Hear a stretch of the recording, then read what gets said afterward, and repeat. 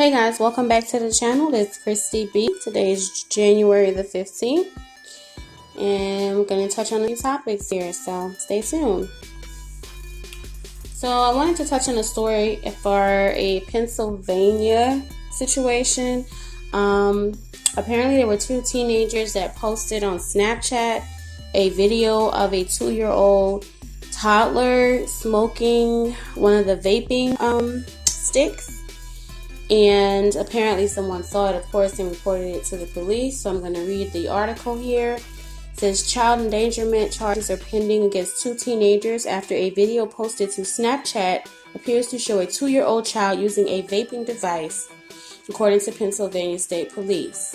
According to the news release from the police, a 17-year-old female was babysitting the child in St. Clair Township, Pennsylvania on Thursday, January 9th, while another 18-year-old female was also present. The 2-year-old boy took a vaping device from a nightstand and began to use it. Authorities say neither of the teens tried to stop the child from inhaling from the device and instead took the video and posted it to social media. In the video, a child can be seen using the vape while people laugh in the background. The video appears to show the child coughing and crying. The video posted to Snapchat was reported to the police. Troopers notified the toddler's parents 3 days later. They had no idea what had happened. The mother of the child, who didn't want her face shown, was appalled to see the video. "I am disgusted. I'm very upset. I'm in disbelief they would even laugh or even have something like that in reach of a child's possession." That's what the mom said. So the vape contained 3% nicotine but no THC, authorities said. Besides coughing, the child is doing fine, but the mom is livid. "I'm not trusting anybody anymore to babysit my child. I am done. I don't even want to put him in daycare. I can't trust anybody anymore." And I don't blame her. I think that is absolutely ridiculous that they would allow a 2-year-old to use that. I mean, especially with all of the accounts of different types of lung infections and stuff that's going on because of these vaping devices. A lot of people have been getting sick with lung infections and being hospitalized because of these vaping devices. So yes, I would be freaked out as a parent, and I wouldn't want to leave my child in anyone's care. So I totally agree, and I'd like to see what's going to happen. They didn't state what's going to happen to the teenagers for doing this, and they didn't provide any names, so that's really interesting.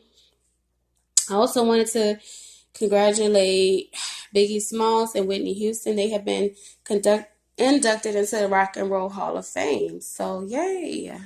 May they rest in peace as well. Another topic I wanted to discuss is a situation that's going on in Oakland, California. There's a serious housing crisis out there. There are a lot of families, especially mothers and children, who do not have places to live. Recently, there was some mothers and children living in an abandoned building. It was apparently a property that was purchased, and it had been just sitting there vacant. And these parents didn't have anywhere to go, so they went to this home and had been living there for about 2 months since November. And apparently there had been an eviction process, and police came there with those big old, I don't even know what the hell they call those things, where they use it to ram the door in. But they came there and they did all that, and it was just a big scene. So it says the women were evicted on Tuesday. They moved into the 3-bedroom house in November with their children, partly to protest the methods of speculators who they have claimed snapped up distressed homes and leave them empty despite California's housing shortage. They also wanted to highlight the plight of African Americans in the U.S. who were historically shut out of owning property and forced into substandard neighborhoods that are now popular with wealthier and often whiter residents. African Americans are about a quarter of Oakland's population, but yet they make up 70% of the homeless counted. "We live in a society that is anti-poverty, that is anti-black," B said.